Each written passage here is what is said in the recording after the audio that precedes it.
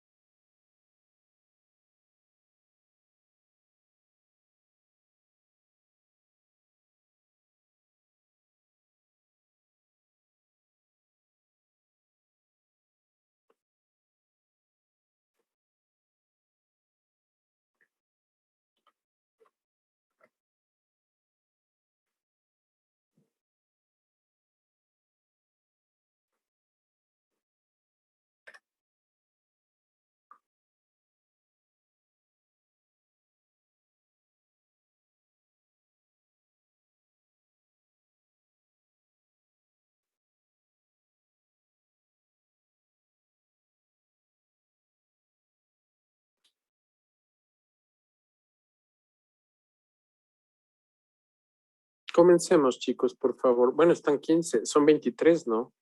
¿El resto de personas qué será? Bueno, comencemos, chicos, por favor.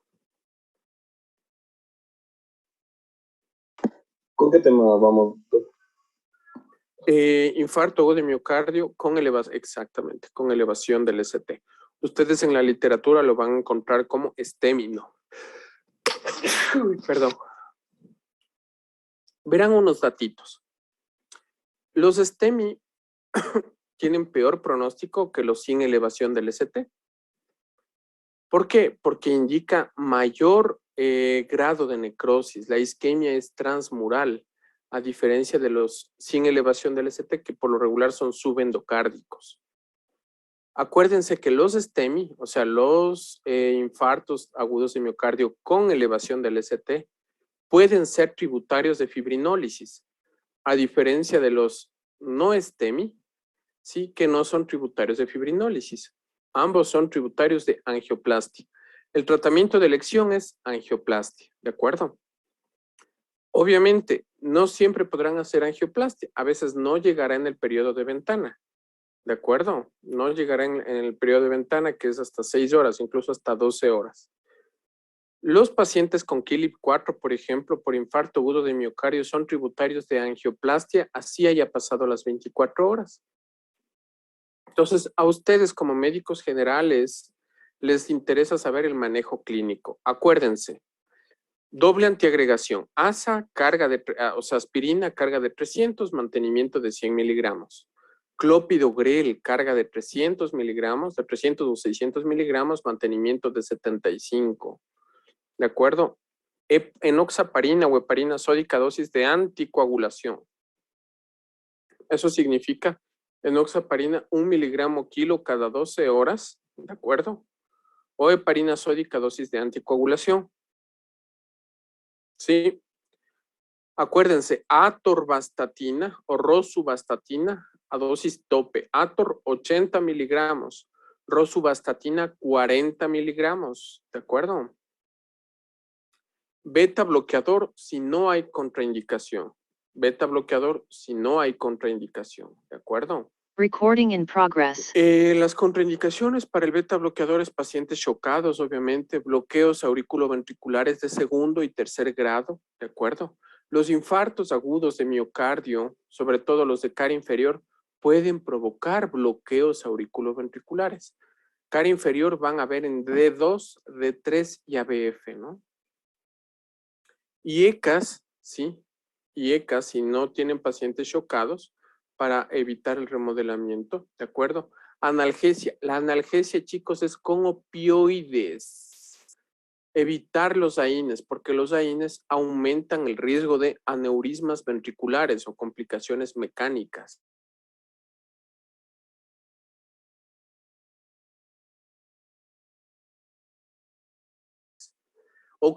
Y obviamente nitratos, excepto los infartos agudos de miocardio de ventrículo derecho, pues tenemos que dar nitratos, el mononitrato o el dinitrato de isosorbir o la nitroglicerina, ¿de acuerdo? Ese es el manejo que ustedes deben dar, el manejo clínico. Obviamente no tendrán a veces toda la medicación, pero todo lo que puedan dar, tienen que darlo, ¿de acuerdo? Tienen que darlo, ¿sí? Ya igual revisaremos, volveré a insistir en eso, cuando revisemos el tratamiento de este tipo de infarto. O sea, acuérdense, los STEMI peor pronóstico que los no STEMI. El grado de necrosis es transmural, ¿de acuerdo? Grado de necrosis transmural. Sí, siempre estratificamos la severidad de un infarto por KILIP. ¿De acuerdo? KILIP 1, 2, 3 y 4. KILIP sí tienen que saber, ¿de acuerdo? Entonces vamos a revisar. Por favor, comienza, Doc.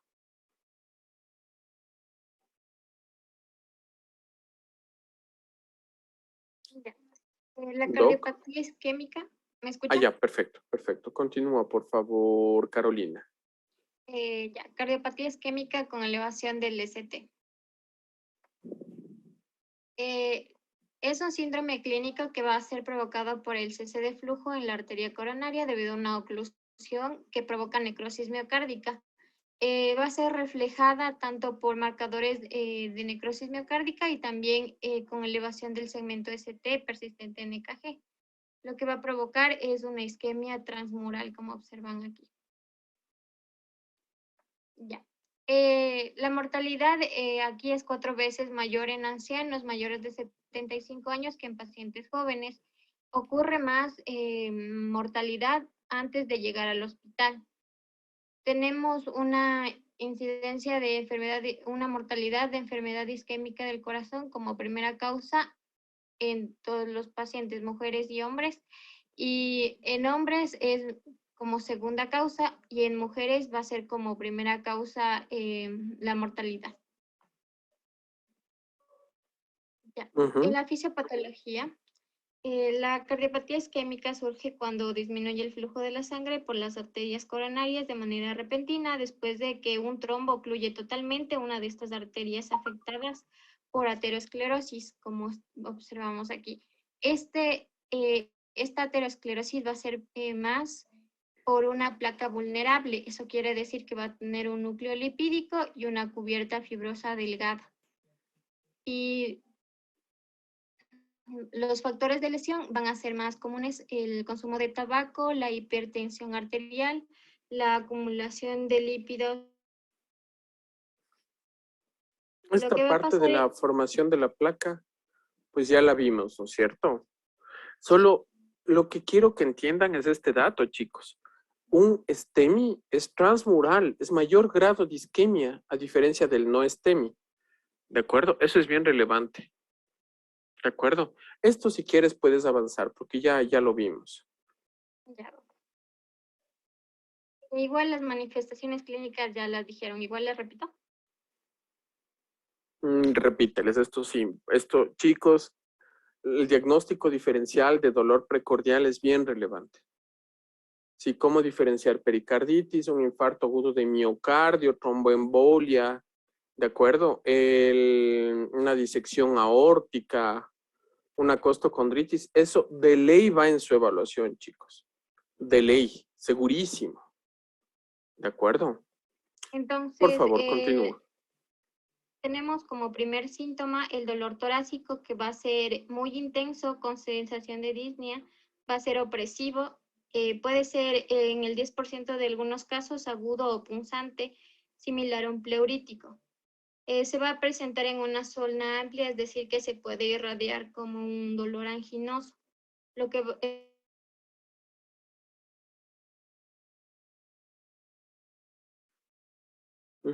Pues acuérdense, dolor opresivo, síntomas vasovagales. La irradiación, les comento algo, a todos nos enseñaron a hombro izquierdo, submandibular, epigástrico, pero puede irradiarse a hombro derecho.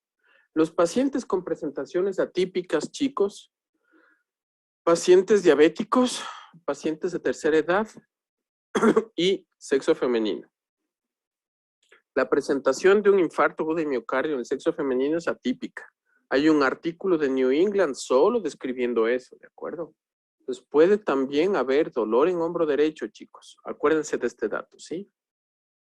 Sí, los diabéticos, en cambio, cuando tienen largo tiempo de evolución, tienen polineuropatía diabética.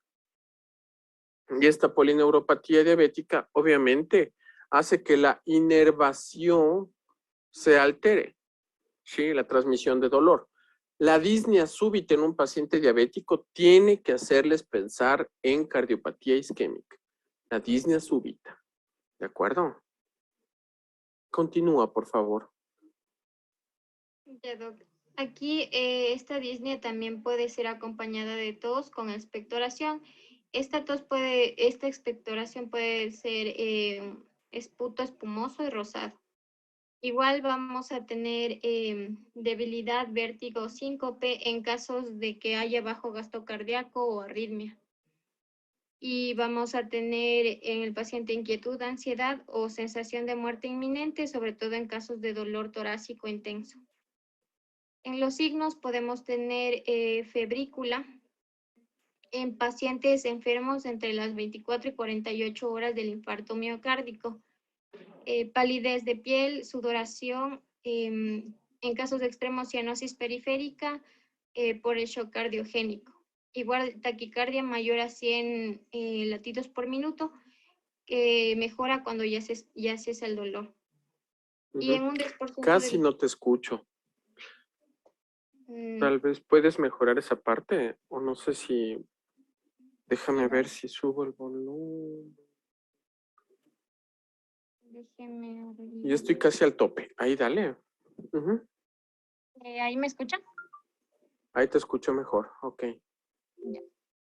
Entonces, podemos tener también bradicardia en el 10% de los casos, dado por algún infarto de tipo inferior. Igual lo que vamos a tener alteraciones en la auscultación, como el ritmo de galope. Pueden escucharle en esta parte. No. ¿No me escuchan? O sea, no, el video, el audio, no lo escucho, te soy honesto. No sé si ustedes lo escuchan, chicos, tal vez solo sea yo. Yo sí lo escucho. ¿Sí lo escuchan? Ah, del video no.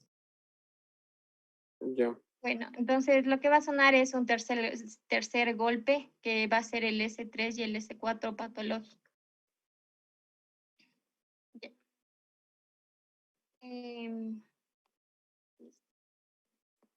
Ya, bueno, continuando como igual, como comenzamos con el examen físico, ¿no? Va a ser la auscultación, vamos a escuchar el tercer o cuarto oído, también mayor intensidad en el primer oído, también se escucha un desdoblamiento paradójico en el segundo oído. Es lo que tenemos que escuchar en el examen físico.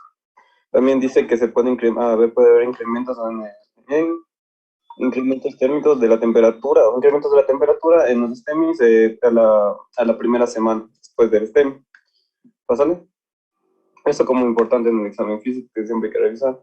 Pues ya dijeron signos y síntomas, ¿no?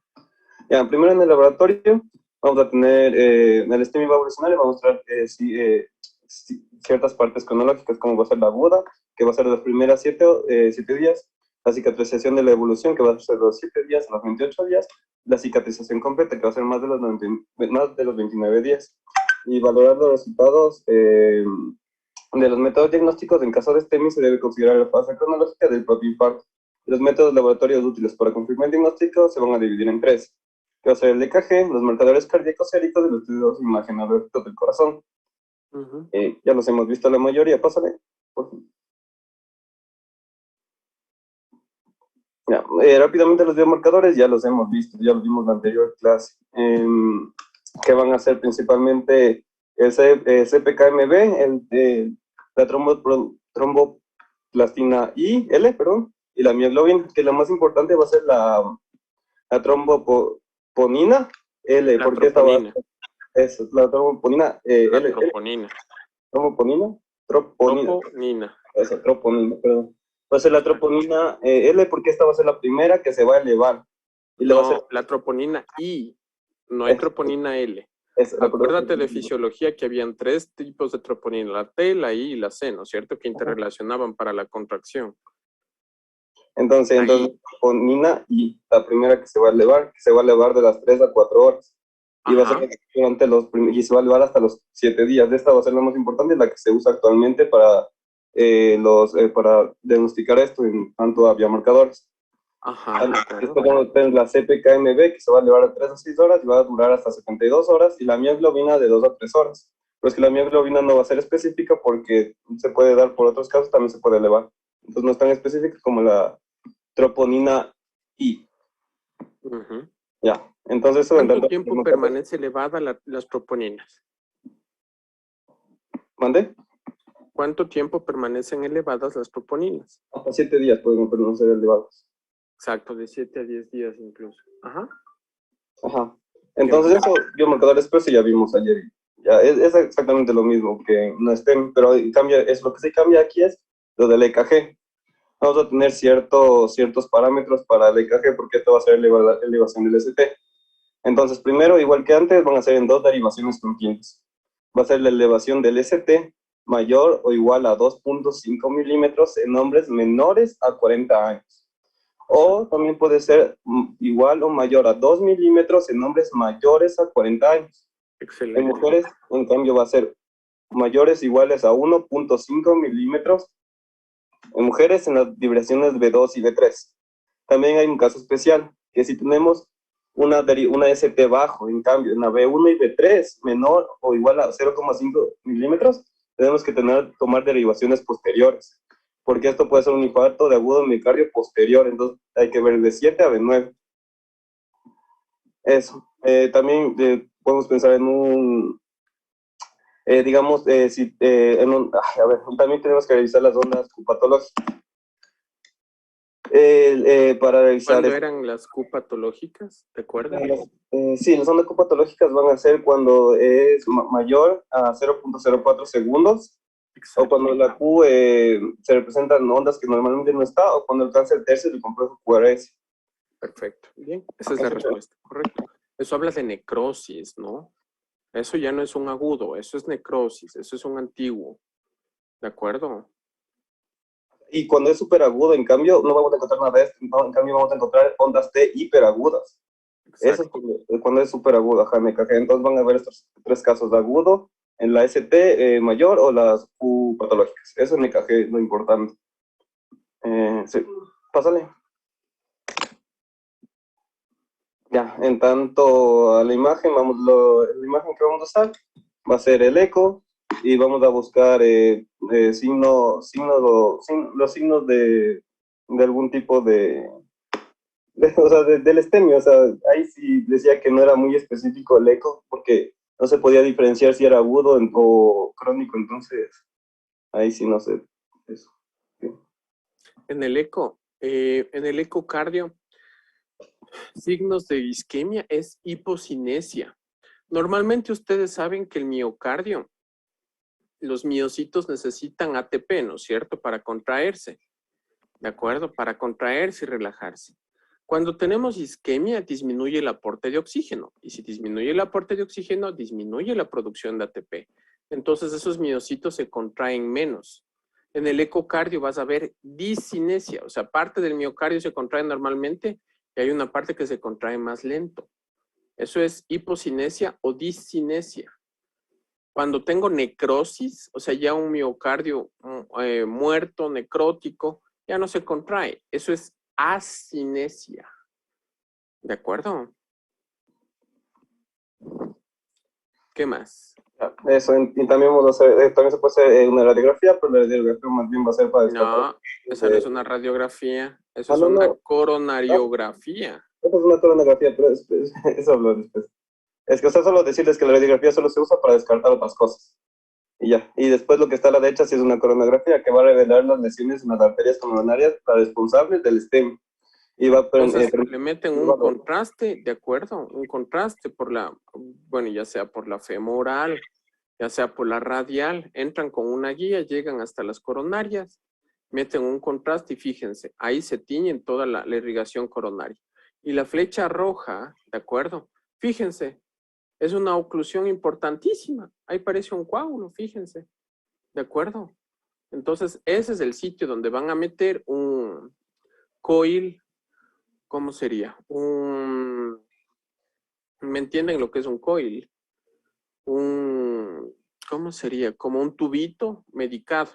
Entonces, primero rompen el coágulo, reperfunden, o sea, vuelve a llegar sangre, ¿de acuerdo? Y dejan un coil medicado, un tubito con medicación para evitar que se formen nuevos coágulos ahí. ¿De acuerdo? Pásale por fin. Ya, y por último, vamos a tener los criterios. Primero vamos a tener el GRAN, que la detección de aumento de valores del biomarcador cardíaco, de preferencia la troponina cardíaca, que haya aumentado en menos del valor por arriba, por el percentino 99 del límite de referencia superior.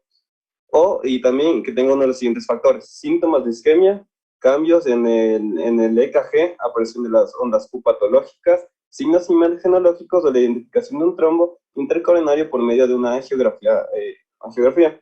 Y también podemos clasificar un infarto previo de miocardio. Cualquiera de los criterios que se describen cumple un diagnóstico de infarto miocardio previo, ondas Q patológicas con síntomas o sin ellos, las pruebas imagenológicas que ya hemos visto y los diagnósticos patológicos de infarto de miocardio previos. ¿Sale?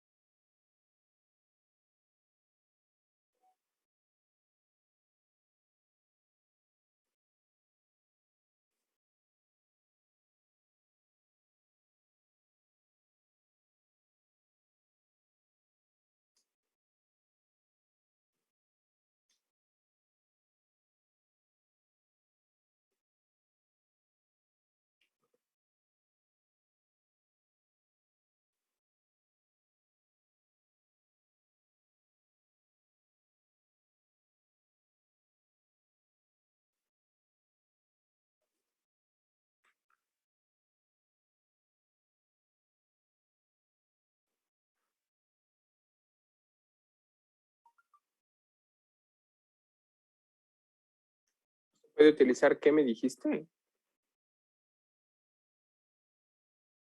Ah, ya, ok, porque hiponatremia es sodio bajo, ¿no?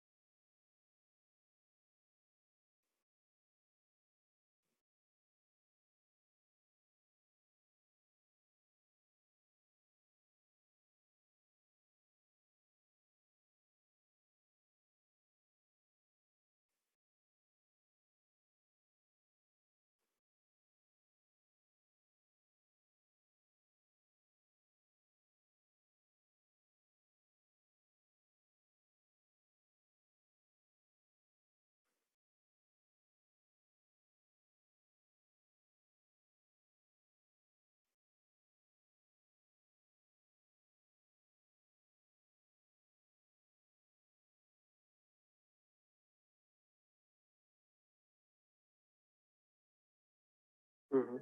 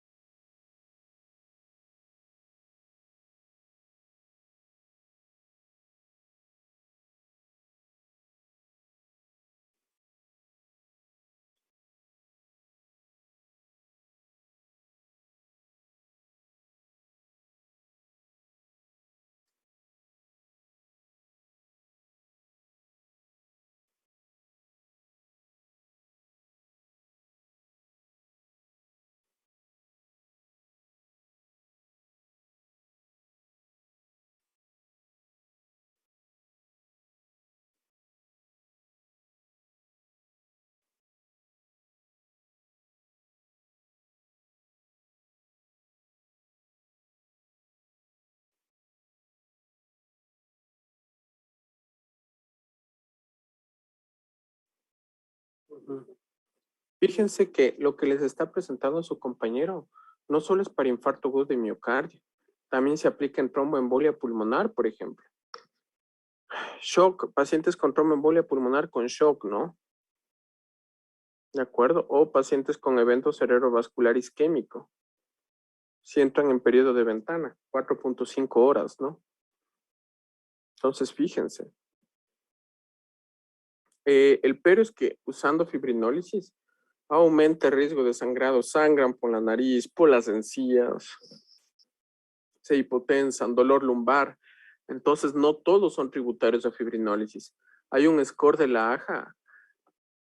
Bueno, ahí tienes en el cuadrito, pese a que no se ve, verás, está súper chiquitito, pero hay un cuadrito, el de la tabla, ni sé qué cosa, 13, 12.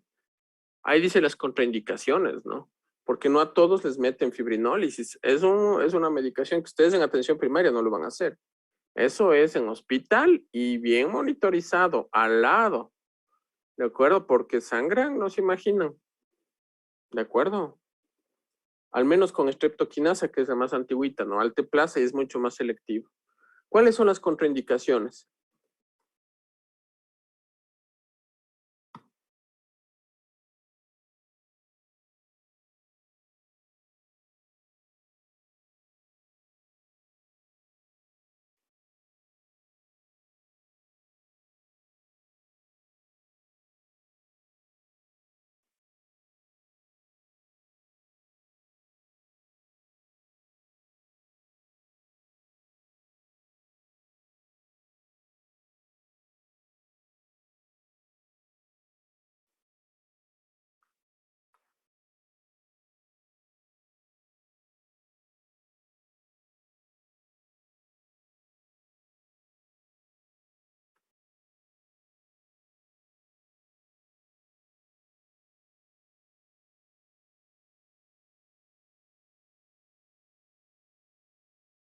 Ujú.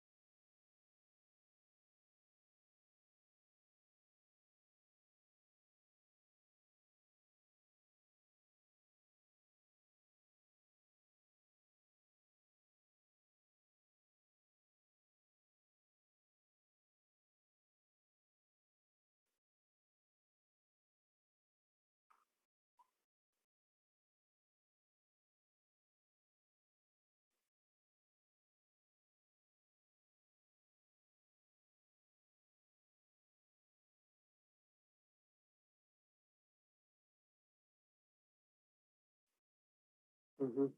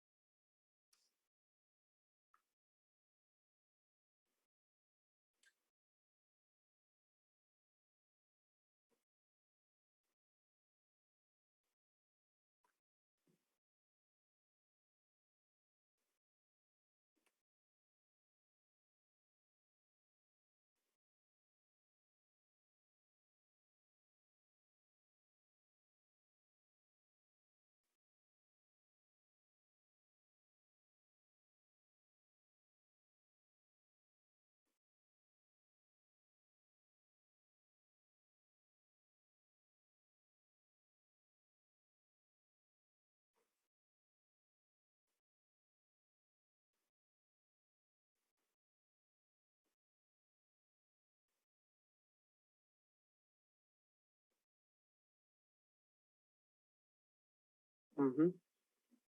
Entonces, en conclusión, ¿con qué tratamiento le darías, le manejarías tú clínicamente?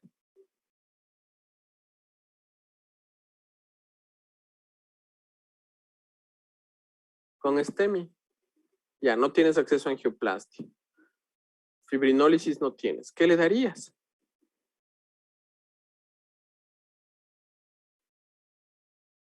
Oxígenos y saturación menos de 92%. ¿Qué más?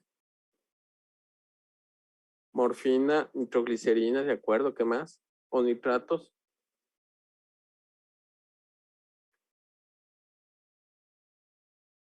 Ah, Saclopi, perfecto. ¿Qué más?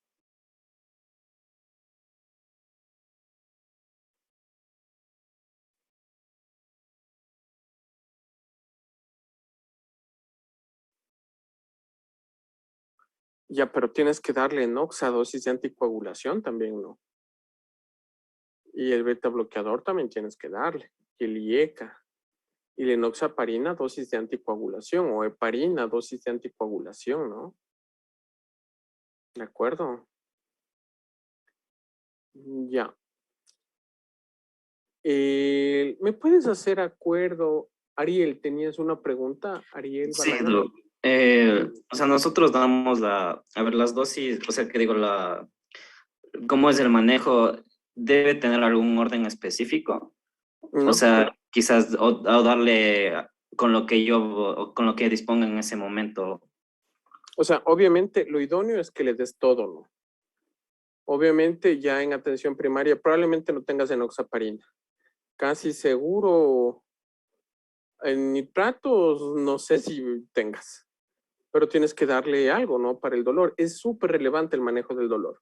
Si no calmas el dolor, mayor liberación de catecolaminas, eso mayor taquicardia, mayor consumo de oxígeno y el infarto se va extendiendo. Entonces el manejo del dolor es prioritario con opioides. ¿No tienes morfina? Listo, tienes tramal. No puedes darle a Inés. ¿De acuerdo? Giovanni. Doc, una pregunta. O sea, no me queda muy claro. Llega el paciente, diagnosticamos un síndrome coronario agudo con elevación del ST, le damos morfina o tramadol. De una después le damos nitroglicerina, aspirina, clopidogrel o son opciones como opciones No, terapéuticas. tienes que darle todo. Todo. Tienes que Nitroglicerina, darle. aspirina, clopidogrel, enoxaparina, beta bloqueador y ECAS. Exactamente.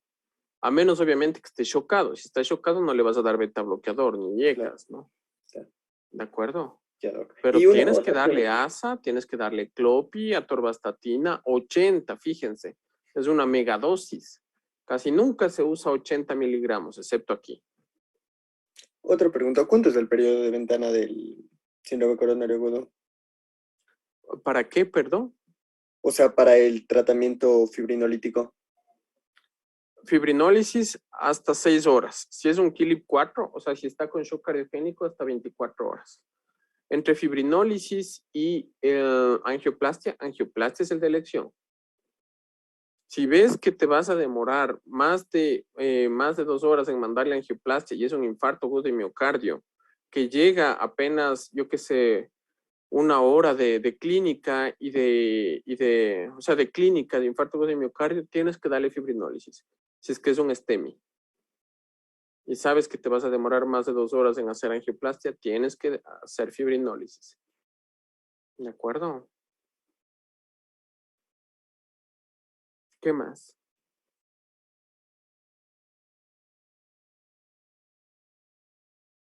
Ya, entonces ahora me toca preguntar a mí. Melina Valareso. Melina, ¿qué es un KILIP 1, 2, 3 y 4? ¿Un qué, doc? ¿Puede repetir, por favor? Descríbeme los KILIP.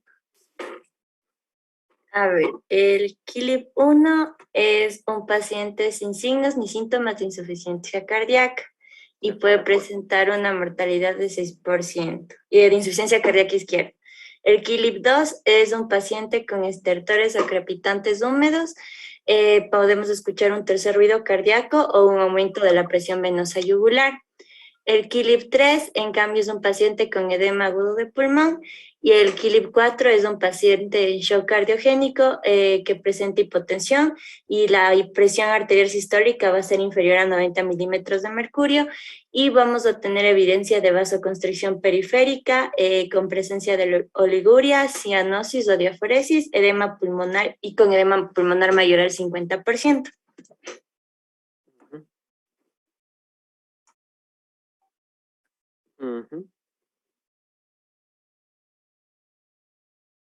Perfecto, bien. Aquí también se aplica el Grace, ¿no? Que es relevante. Obviamente Grace es más difícil que le apliquen ustedes porque se necesita exámenes y todo, pero KILIP, chicos, eso sí deben saber KILIP, ¿de acuerdo? KILIP deben saber, ¿de acuerdo? ¿Tienen alguna pregunta? ¿Cómo diagnostican infarto agudo de miocardio en el electro cuando tengo bloqueo de rama izquierda?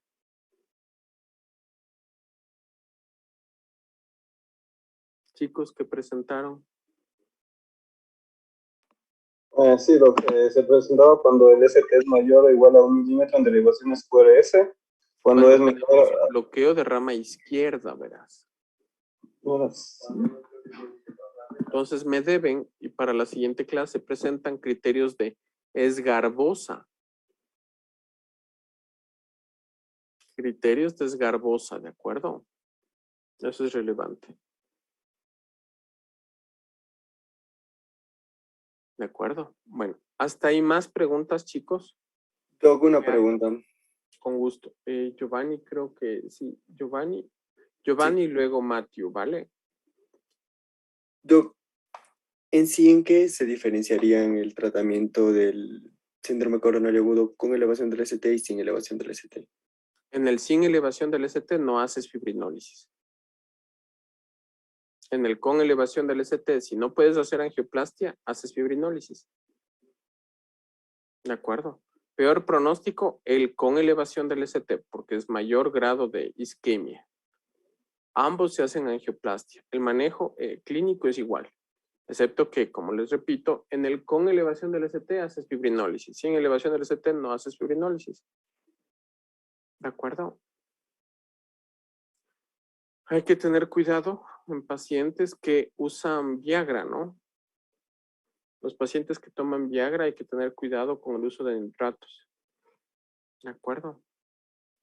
Algo me querías preguntar, Ariel. Sí, doc, la dosis era la dosis máxima para atorvastatina de 80 miligramos y rosuvastatina de 40, ¿verdad? Sí, exactamente. De hecho, les soy honesto, simvastatina no se usa en un infarto, ¿no? Simvastatina no se usa.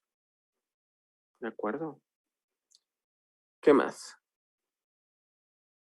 ¿Está claro? ¿Tienen alguna pregunta? ¿Algo que no les haya quedado claro? Joel. Doc, en un paciente que tiene un infarto agudo miocardio sin elevación del segmento ST y este paciente es un anticoagulante, o sea, el paciente se le anticoagula crónicamente y se infarta, ¿le voy a dar igualmente heparina a dosis pequeñas? Es buena pregunta. Pues realmente no tiene mucho sentido darle heparina. ¿De acuerdo? Lo que sí le vas a dar es el resto. En vez de darle ASA y clopi, solo le darías ASA o clopi. ¿De acuerdo? Pero obviamente son casos muy excepcionales. Ujú. ¿Qué más?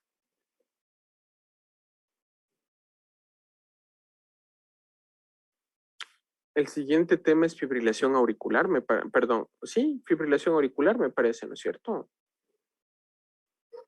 Ah, no, anginas estaba pendiente. Por favor, chicos, comencemos con anginas.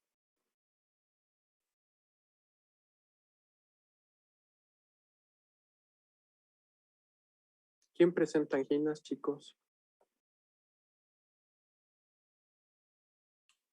Ya, doc, espera un ratito. Ya.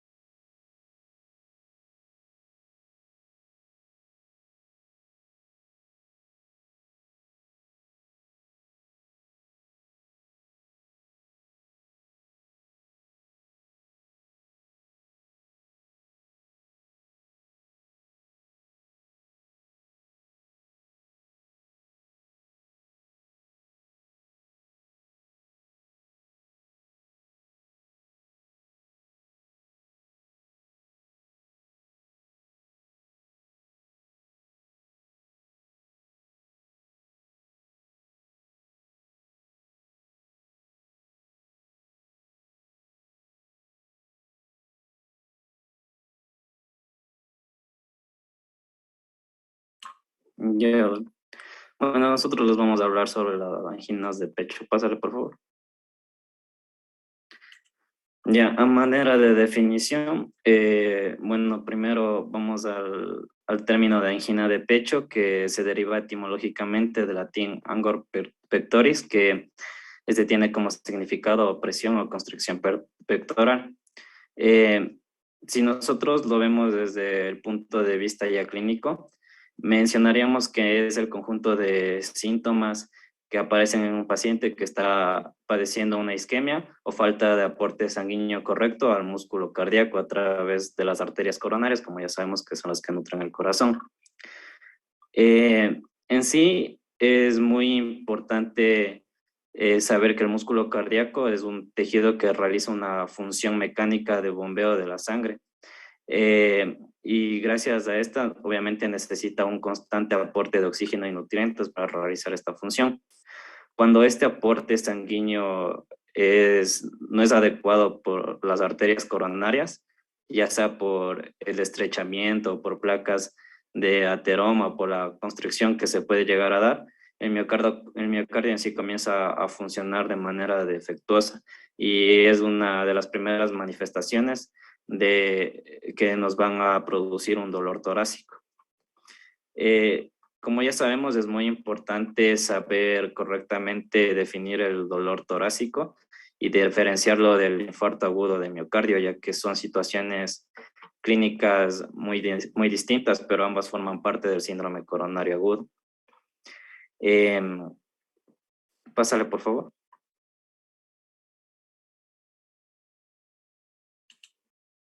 Ya, como etiología, nosotros en sí tenemos que, vamos a tener tanto etiologías cardíacas y no cardíacas. Las cardíacas tenemos las coronarias, que va a ser las anginas de esfuerzo y la angina en reposo, y las no coronarias, como puede ser la pericarditis, miocardiopatías, valvulopatías. En el caso de las no cardíacas que nos pueden llegar a dar una angina de pecho, van a ser las esofágicas, pulmonares, pleurales, vasculares, de pared torácica, partes blandas, y también tenemos las psicógenas. Entre las esofágicas tenemos el espasmo, reflujo gastroesofágico. En las gastroduodenales tenemos la gastritis, duodenitis, las úlceras pépticas. En las pulmonares, las más importantes, la tromboembolia y el neumotórax. En las pleurales, la pleuritis, vasculares, los síndromes aórticos agudos. En el caso de la pared torácica, va a ser los músculos pectorales, las condritis. Partes blandas, la patología, por ejemplo, de la glándula mamaria. Pero en sí la más frecuente, como ya les mencioné, es la obstrucción de las arterias coronarias, ya sea originadas por placas de ateroma que van a generar un estrechamiento mecánico. Pásale, por favor. Bueno, para la clasificación de la angina de pecho, encontré de dos tipos. Una según el número, duración o intensidad de la crisis, que nosotros tenemos tanto la angina estable y la angina inestable, pero también le catalogaban el infarto de miocardio. Y en el caso del otro era la estratificación, que era según la Sociedad Canadiense Cardiovascular, que clasificaban a la angina de pecho en 4 clases. La clase 1 era que se daba con una actividad normal que no causa angina. La clase 2 había una ligera limitación en las actividades de la vida cotidiana, por ejemplo, que se presentaba la angina cuando subías escaleras o andaba rápidamente. La clase 3 se daba ya una marcada limitación física y la angina se presentaba al caminar 1 o 2 manzanas. Y la clase 4 ya era una incapacidad para realizar cualquier actividad física, que iba a dar angina incluso en reposo. Pásale, por favor.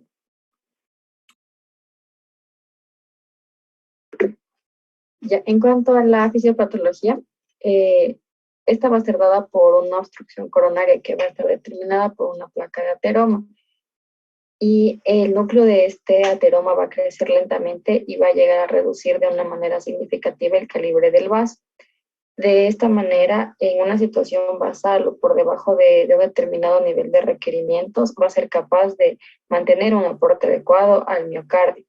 Pero cuando ya se sobrepasa dicho umbral, por ejemplo, en el ejercicio, se va a mostrar incapaz de satisfacer las necesidades que se están generando en ese momento y va a aparecer como resultado la isquemia miocárdica y también como consecuencia una alteración en la función contráctil del corazón, cambios en el electrocardiograma y como resultado, como una manifestación clínica, la angina de pecho.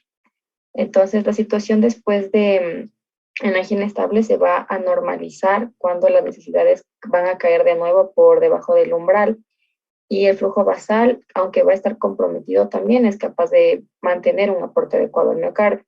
Entonces, por tanto, es una situación de isquemia ligera y transitoria que va a estar por aumento de las necesidades miocárdicas de oxígeno en presencia de una lesión limitante del flujo coronario. Pues no está ocluido, ¿no? Eso es relevante. Ajá. Está disminuido, pero no está ocluido. Fíjense en los gráficos. La oclusión puede variar. Por lo regular, más del 70% ya tienen clínica. ¿De acuerdo? Oclusión más del 70% ya tienen clínica. ¿De acuerdo? Aquí es muy relevante los factores de riesgo cardiovascular. ¿Cuáles eran los factores de riesgo cardiovascular estadísticamente más significativos, Dani García? Dani García.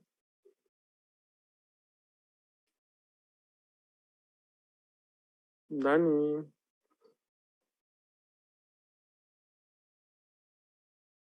No hay Dani.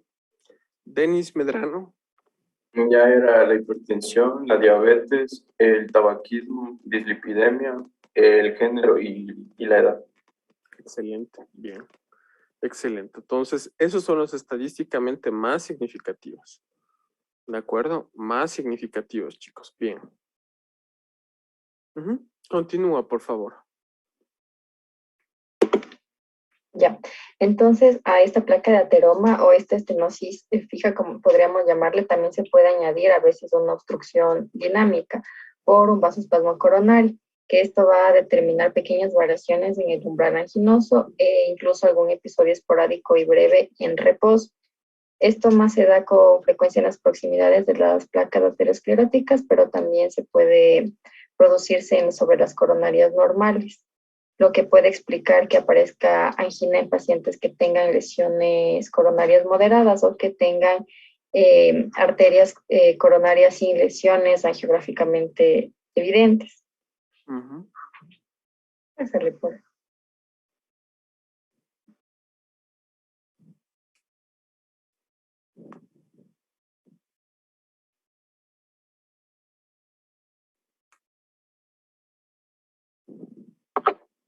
Ya en cuanto al signos y síntomas, tenemos que el síntoma principal y que define la angina de pecho va a ser como ya nos habían mencionado en los anteriores expos, un dolor torácico específico que suele localizarse en el centro del tórax. O sea, es un dolor external. Y bueno, y este va a tener un marcado carácter opresivo. Y bueno, muchos pacientes en la consulta lo definen como un peso o una losa que los oprime. Bueno, como ya mencionaron, puede irradiarse a miembros superiores, sobre todo al lado izquierdo, y también puede extenderse al cuello, la mandíbula y al hombro. Y bueno, en ocasiones también menciona que se puede acompañar de un cortejo vegetativo, como es sudoración, vómitos, náuseas o mareos. Bueno, algo importante que también tenemos que saber es que en la angina el dolor no suele ser mantenido y cede cuando disminuye la demanda miocárdica. La persistencia del dolor y el incremento de su intensidad deben hacernos sospechar que puede estar progresando hacia un infarto. Bueno, también se dice que uno de los mayores retos en los servicios de urgencias es distinguir aquellos dolores torácicos que tienen un origen cardíaco de los que no lo tienen, ya que se menciona que en muchas ocasiones su presentación es parecida y bueno, y se debe distinguir con el examen físico o también con pruebas complementarias. También tenemos que saber que en la angina estable el dolor y el malestar aparece cuando el corazón debe trabajar más, generalmente durante el ejercicio físico. Aquí este dolor son previsibles y los episodios de dolor suelen ser similares. También habitualmente duran poco tiempo, entre unos 5 minutos o a veces menos. También se alivian con el reposo o la medicación antianginosa y pueden también simular una indigestión o un exceso de gas digestivo.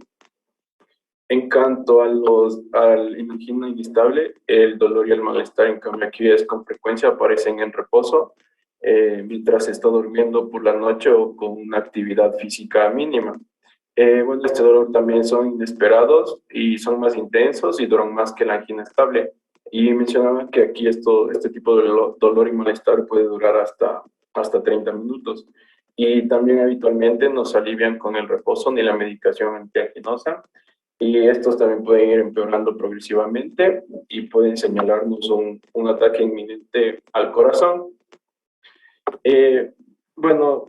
Como mencionaba, que la angina de pecho, para que se considere estable, debe presentar siempre las mismas características, como es la duración, intensidad y también el nivel de esfuerzo con el que se desencadenan los síntomas. Y llevar sin cambios más de un mes. Cámbiale, por favor. Bueno, en cuanto al diagnóstico, o sea, este diagnóstico es clínico, siendo la historia clínica una herramienta que nos ayuda mucho en el diagnóstico. Bueno, aquí también se puede hacer el diagnóstico con nitratos, ya que la mejoría del dolor con estos nos orienta hacia una angina. También para diferenciar, por ejemplo, de patologías digestivas, aquí también podemos hacer con antiácidos, nos puede orientar hacia una patología péptica, o también el aumento con los movimientos o con la presión nos podría guiar hacia una patología osteomuscular. Bueno, estos nos van a ayudar en sí en la evaluación, pero no van a ser determinantes en el diagnóstico. En los pacientes que tienen historia clínica dudosa, que no nos permite llegar a un diagnóstico claro, aquí se van a solicitar pruebas de detección de isquemia no invasivas con fines diagnósticos, ya que mencionaba que si son negativas, nos van a permitir descartar isquemia miocárdica, y si son positivas, nos podrían confirmar el diagnóstico de una angina estable. Aquí, bueno, dentro de las pruebas que podemos, o sea, de los exámenes complementarios que podemos solicitar, podemos pedir un EKG, que, bueno, durante el episodio anginoso, este electrocardiograma no puede tener alteraciones eléctricas, pero las más características mencionan que puede presentarse un infradesnivel transitorio del segmento ST, que este va a revertir con el cese del dolor. También podemos pedir determinaciones analíticas de la sangre, que, bueno, no son diagnósticas de angina de pecho, pero mencionaba que sí son muy importantes para valorar el riesgo individual del paciente, y van también a servirnos para establecer la estrategia diagnóstica y terapéutica. Pero una pregunta. Sí, doctor. Tú eres el médico de atención primaria. Te llega un paciente,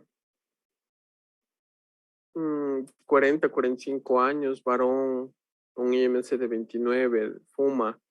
Te dice que últimamente en la mañana al subir cuestas, ¿sí? O al caminar mucho más acelerado comienza a tener un dolor torácico, se detiene y descansa. ¿Le haces un electrocardiograma en reposo? No hay nada. ¿Qué harías?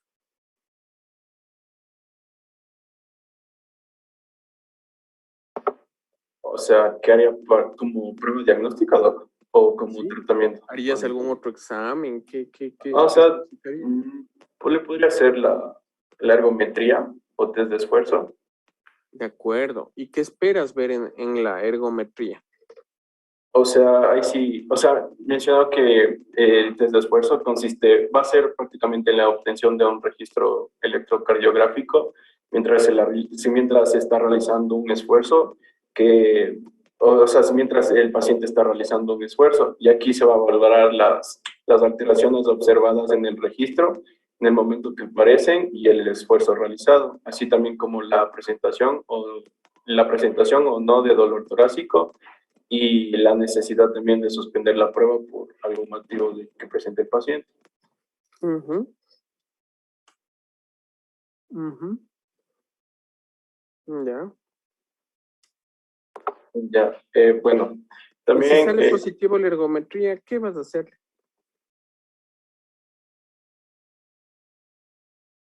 Una angiografía o coronariografía, ¿no? ajá, Y si es un paciente, digamos, una señora de 65 años, con un IMC de 33, artrosis de rodillas, ¿qué vas a hacer? No le vas a mandar a correr, ¿no es cierto? ¿Qué harías? se me trabó, ¿puede repetir, por favor? Una paciente de, digamos, 65 años, un IMC de 33, artrosis de rodilla bilateral, ¿qué harías?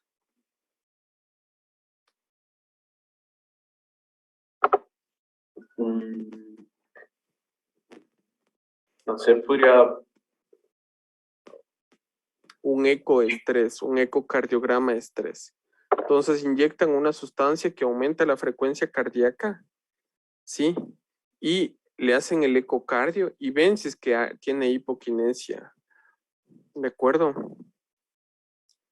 Eso se llama ecoestrés. Sí, si Claro. sale positivo, igual coronariografía. ¿De acuerdo? ¿Qué más? ya también mencionaba que se podría realizar un ecocardiograma, y bueno, en todo paciente que con angina se debía realizar este ecocardiograma en reposo para valorar la función ventricular, ya que la presencia de disfunción ventricular es una indicación de realizar una coronariografía. Ujú. Ya, también, bueno, también se podría realizar una cateterización cardíaca, que, o sea, es una prueba en la que se introduce un catéter desde la arteria de la ingle o el brazo hasta las arterias coronarias, y mencionaba que así se podía medir la presión y el flujo de sangre en las cámaras del corazón. Esa es coronariografía. Ujú. Ujú. Y bueno, y la angiografía coronaria, que esta prueba se realiza durante el cateterismo cardíaco, y aquí se inyecta un contraste visible mediante los rayos X a través del catéter al interior de las arterias coronarias, y así se puede visualizar el flujo de sangre a través del corazón y observar si Básicamente es lo existen mismo. obstrucciones o bloqueos. Ujú. Básicamente lo mismo. Bueno, ¿qué más?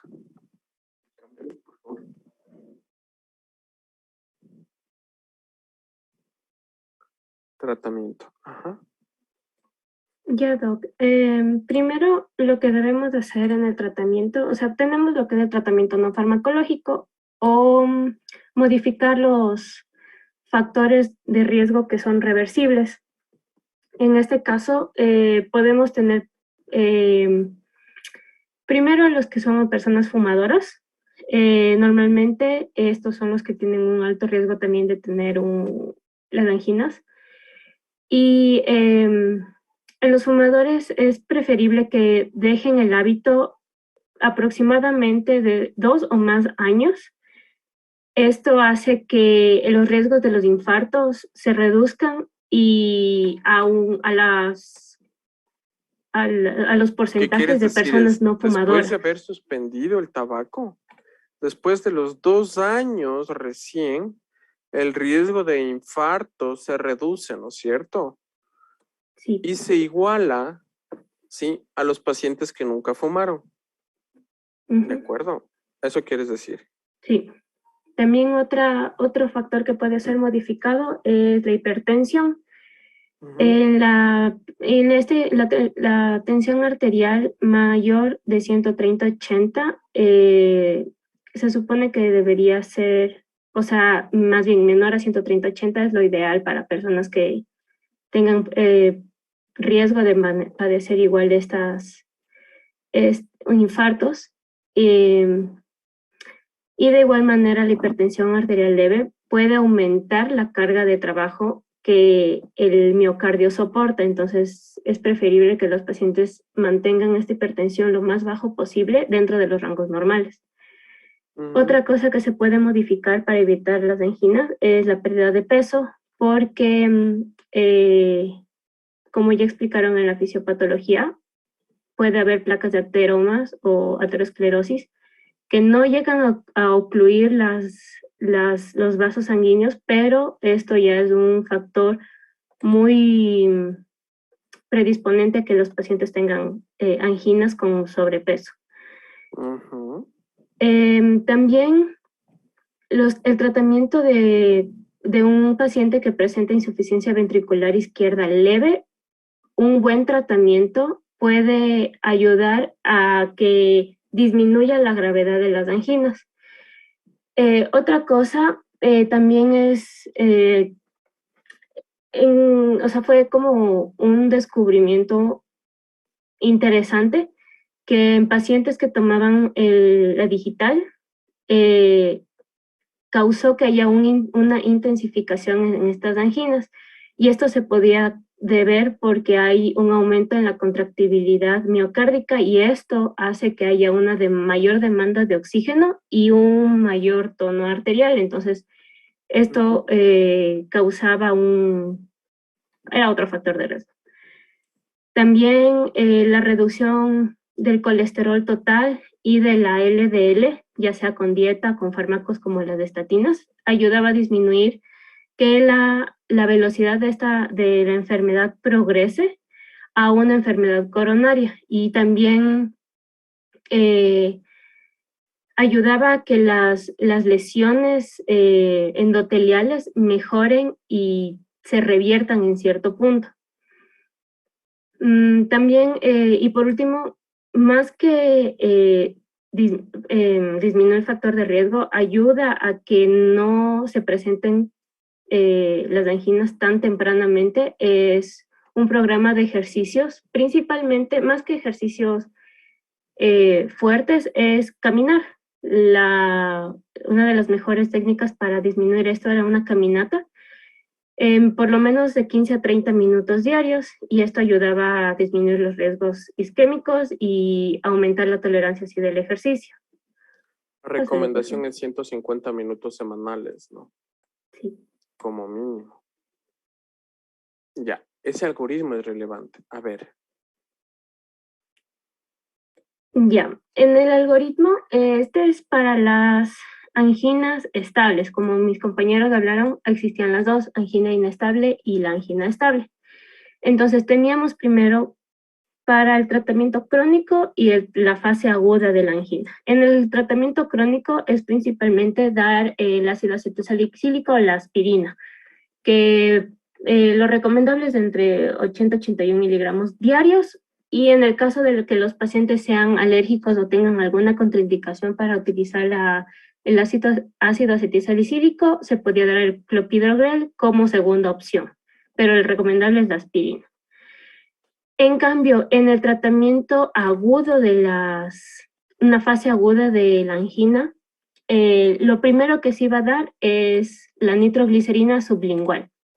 Esta nitroglicerina sublingual es el pilar del tratamiento para la angina y se puede utilizar principalmente para aliviar la sintomatología de manera inmediata, o también se puede usar de forma profiláctica antes de realizar alguna actividad que pueda desencadenar la angina. La profiláctica iba a ser intravenoso, creo que inyectable. Una desventaja que tiene esta nitroglicerina sublingual es que tiene una duración muy corta, pero se podía repetir la dosificación o el uso entre 5 a 10 minutos en un total de 3 veces para lograr que disminuya la sintomatología. Podrían tener algunos efectos secundarios, que los más comunes era una cefalea, el rubor, y esto iba a ser principalmente al inicio del tratamiento, pero era pasajero.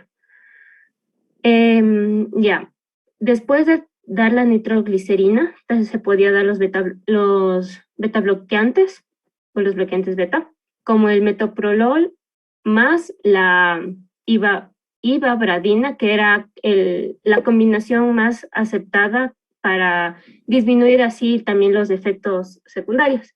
Ya, entonces, como tip, para el tratamiento del dolor, nitroglicerina o nitratos, ¿de acuerdo? Aparte de eso, para el manejo crónico, beta bloqueadores, ¿no es cierto? Y si no pueden usar beta bloqueadores, ¿qué puedo usar? Los antagonistas de calcio. Calcio antagonistas, ¿qué tipo?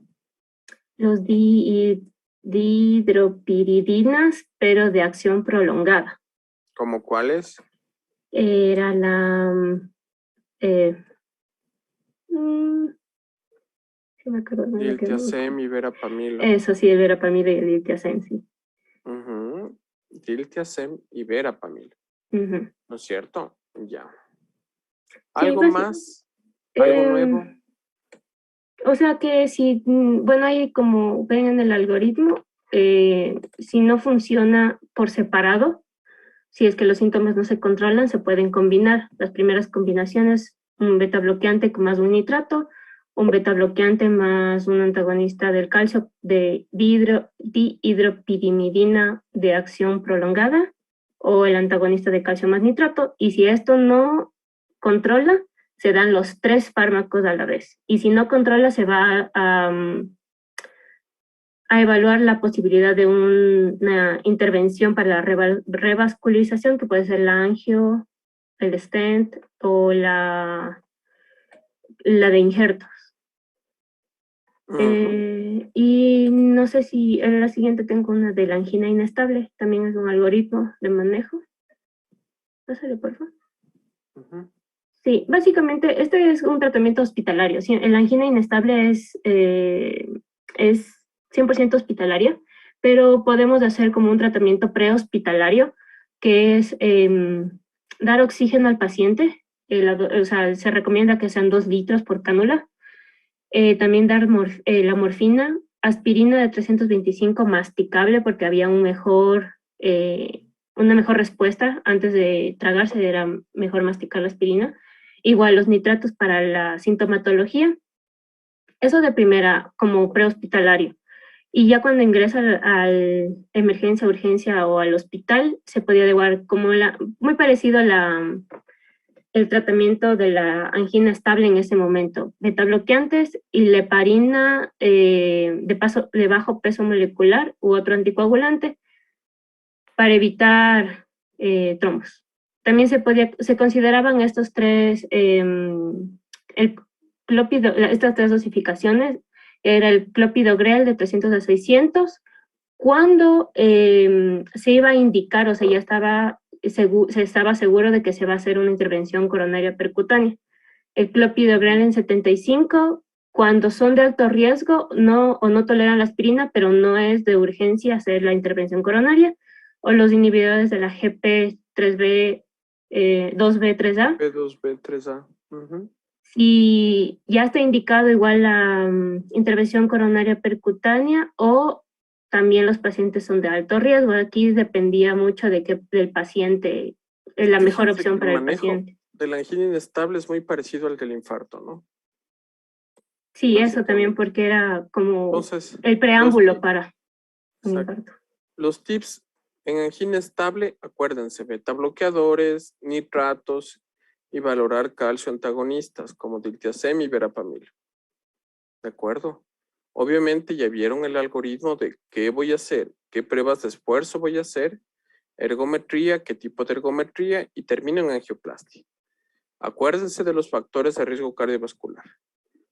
¿De acuerdo? Eso es relevante, muy relevante. ¿De acuerdo? ¿Qué más, chicos? ¿Tienen algo más, algo nuevo? No, doc. Aquí se acaba. Creo que eso, ¿no es cierto? ¿Tienen preguntas de anginas? Hay un dato, hay un tipo de angina en el que los beta bloqueadores están contraindicados. ¿Cuál es? La vasoespástica o Prince Metal, ¿no? Imagínense pacientes con fenómenos vasoespásticos, por ejemplo, el Raynaud o migrañas. En ellos pueden tener vasoespasmo coronario. Los beta bloqueadores, obviamente, ustedes saben el mecanismo de acción. Al bloquear los receptores beta en las arterias que normalmente provocan vasodilatación, están contraindicados. En este caso, la elección es calcio antagonista, como diltiazem o verapamilo. En la vasoespástica, en el estable e inestable es beta bloqueador. ¿De acuerdo? Eso es relevante. ¿Sí? Preguntas, chicos.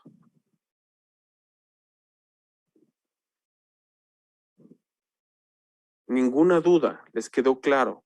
Tienen claro el algoritmo, ¿no? ¿Cómo voy a diagnosticar? ¿Qué voy a hacer con una angina? ¿De acuerdo? Quedemos hasta ahí, ¿vale? Ya, doctor. ¿Algo querían preguntarme? ¿No?